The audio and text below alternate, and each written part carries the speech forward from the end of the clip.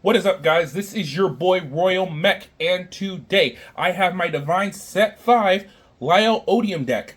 So, I know it's been a couple weeks since the set's been out, and we've already been getting results on what decks are best, but I've been doing some tinkering with this deck to make sure I came up to the right resolution. So, we're going to go ahead and get things started.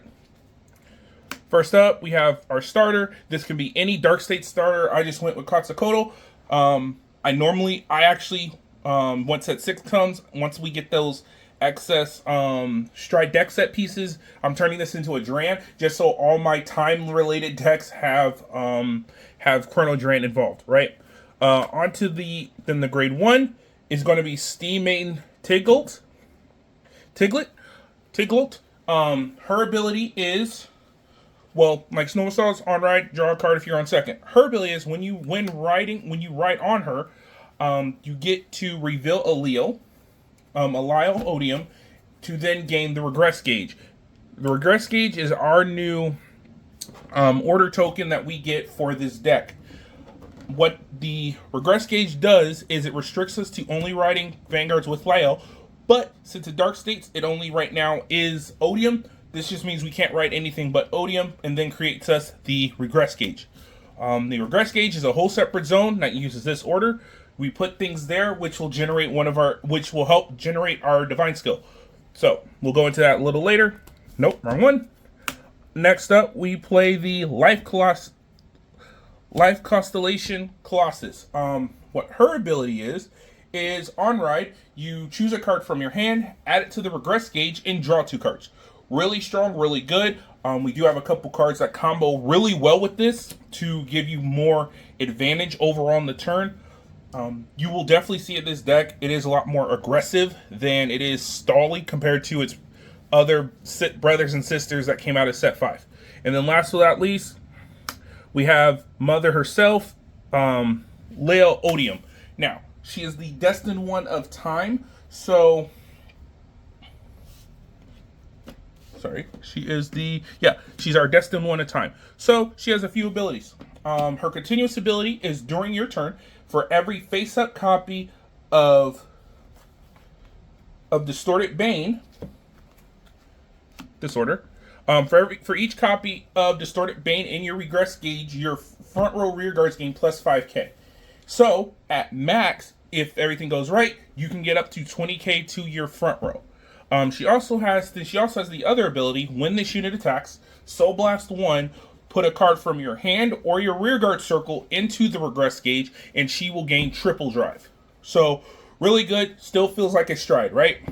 Okay, now, there's a reason we want to keep getting things into our regress gauge, right? That's for her divine skill. And that is, at the end of the battle this unit attacked, if you have 5 or more cards in your regress gauge, you may discard 2, get an extra turn. But upon that extra turn, you skip your main phase, you skip your standby, so you do not get to charge energy, and then your Vanguard loses a drive. So, really good, really strong. You primarily are going to use this, you are probably going to use this on your 4th turn, or even your 5th turn if it makes it that far with how decks are moving right now. But Distorted Bane is really a really good order. We'll probably actually just skip right into her, but this is the right deck. So let's actually skip into Distorted Bane. We do run an additional, we do run the full play set of 4. Right? And Distorted Bane has the effect, you can only activate this when you have a grade 3 Liael card, so only when you're on the grade 3 Vanguard. It has the ability, on activation, you may soul charge 1. After activation, this then goes into if you have a Liael, it goes into regress. If you don't, it goes to the bottom of your deck.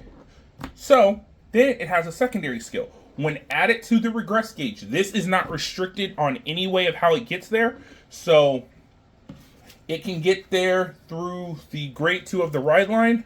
This can also trigger this also can help trigger that second ability. But when added to the regress gauge, your Vanguard gains 10k, and then you draw a card. So if you get to have this in hand early, and you put it there by a grade 2, You then go ahead and make it a 20k attacker on rearguard. Well, on Vanguard turn, on your Vanguard swing, which is really good for aggression, right? After that, we no longer need her. We are just going to go ahead, because we do want a Persona ride. We still run our additional 3 copies of Liael. No problem there. But then, right now, we play one of our best support cards in the deck, and his name is Anachronist Dragon. He has actually 2 abilities. Both are really good. The first one is, at the beginning of the battle step, you may counterblast 1, take this card from your regress gauge, and replace it with a card in your drop zone. After doing so, this gets to come to rearguard circle. Why is this good? Because this allows you to make use of your Distorted Banes as discard fodders for riding, as well as other effects, to then put them in there at the beginning of your battle step, but without having to go excessive on not having the pieces somewhere, as well as recouping itself to cycle them out. It then has the second ability. When this unit attacks and you have a grade 3 Vanguard with Liael, it gains plus 5k. But if you have 3 or more cards in the regress gauge, you may pay 2 energy, and if you do, retire one of your opponent's rear guards. So this is actually a really good card. This is primarily your first attacker in your attack cycle, even though the deck is only a 3 attack deck. So this is really good early game, because it's 18 with at max on average you're looking at 28, because by this point on your first grade 3 swing, you should on average have 2 copies of Distorted Bane in your regress gauge. If you don't, things went wrong. Things didn't go the way you want it to, but it's still a good amount. Then this will be always your target to bind from Liael's ability to keep looping cards into your regress gauge that don't really matter. But that's just this card, really good. Set 7 provides us a duplicate of this card with a different secondary effect. The space through testing right now is pretty tight for it, but I do not dislike the card at all. All right, but we will talk about that card a little later. Now we're going to go into our grade 2s. So starting off with our grade 2s, I have Almanac Colossus. This card is actually incredibly strong for this deck. It has the ability on play, counterblast 1, draw a card, and then soul charge a card.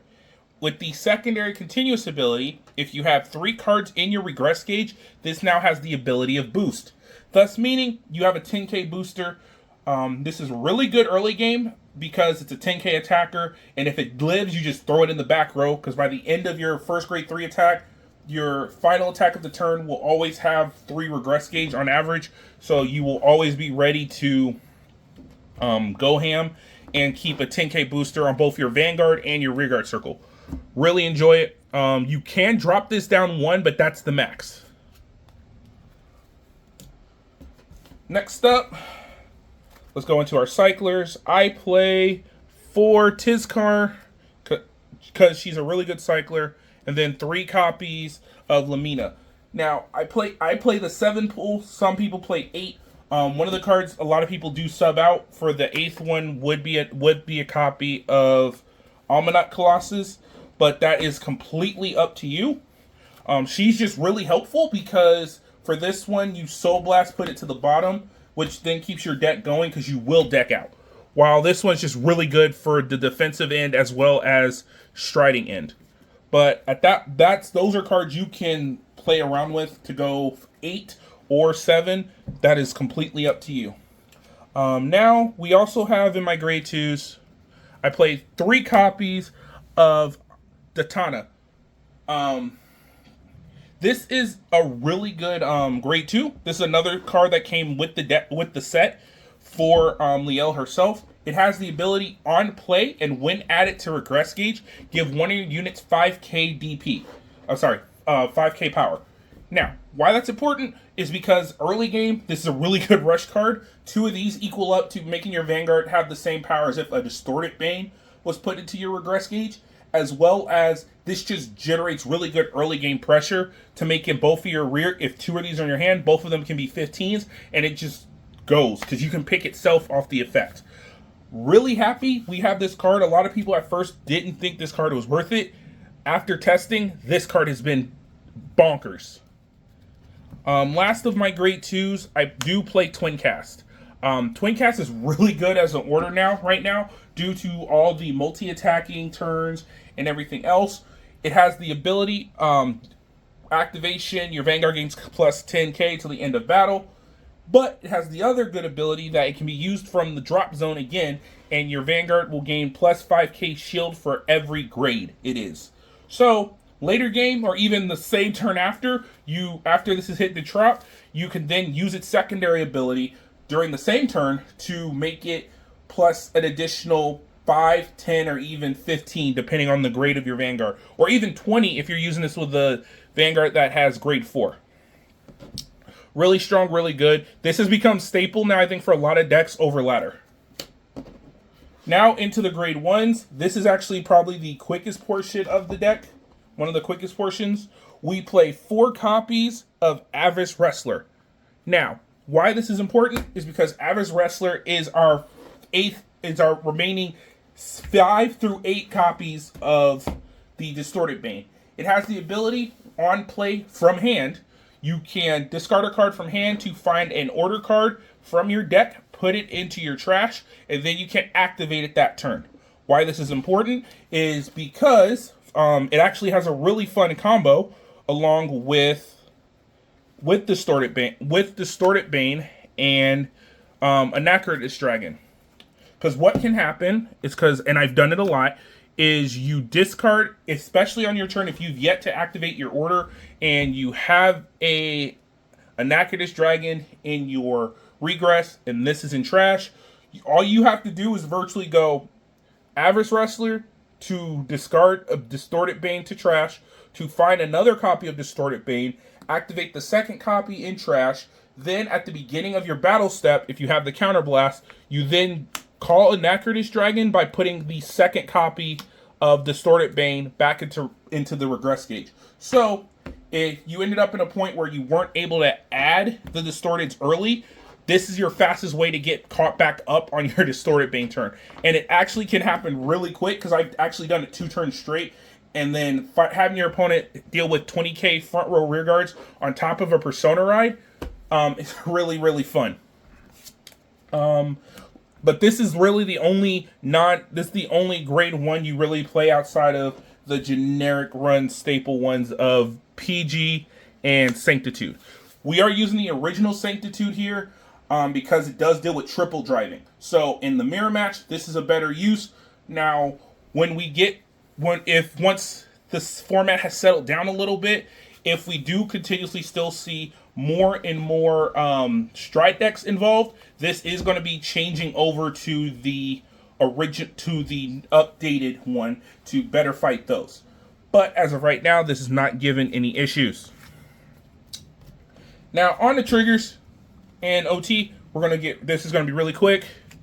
We do 8 base, 4. We do 8 crit, 4 regular, 4 effect. For front triggers, we run 3 effect fronts. We are just running your typical 4 vanilla heals. And then for the OT of this deck, we are playing 1 red OT. Now, why red OT is good is because it allows that last attack of your 3 attack phasing to be a 4th, as well as be the heavy pressure. And then on your Divine turn, because you are going to usually attack Vanguard first, this also helps makes those 2 rearguard attacks also more threatening as well. I don't think I would really change anything in the deck. You might want to test purple or even Nation OT for this deck, but I think red holds the better slot overall. For those who don't know, red OT on reveal has the ability of choose one of your front row rear guards against the ability to restand at the end of its attack. But if you have no standing rear guards, you draw a card, then call a card from hand, it gets 10k.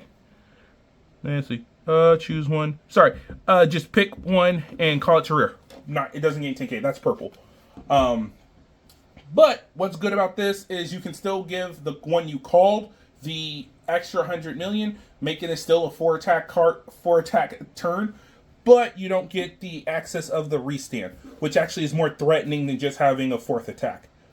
But that's been this deck. Some tips, tricks for this deck, I would say, is for sure. One of the cards you kind of want to see in your mulligan, if anything, is you do want to see at least both of these somewhere in your mulligan together. Or if you see anything, you do want to see an Anachronist as soon as possible in your starting hand. Why? Because the sooner that can get to regress gauge, the sooner everything else can start trickling into place. Even if you only see one of these, and you only see one arrestor, that's still better than anything, because that plus an arrestor is still 2 copies of this in your 2 copies of that in your regress, which means you still have your rear guards hitting for persona right numbers without any further concern. But that has been the deck, guys. Please, I hope you enjoyed. I do want to thank you guys for being viewers and hanging with me on my channel. Please remember to like, comment, and subscribe. And if there's any deck lists you guys are interested in, I can definitely try to get my hands on through my friends and show those to you. I am hyped for set 6 at the end of the month. I already have my list ready for Jet when it arrives, but I am still doing a little last minute testing on that to come up to the final conclusion. Once that is done, that will also be shown. I also have Raziel in the works at this point, so when we get that squared away, that'll also be something I have in hand for you guys as well once everything is said and done. Hopefully you guys are having an amazing day. I know I am, and I will see you guys in the next video, and peace.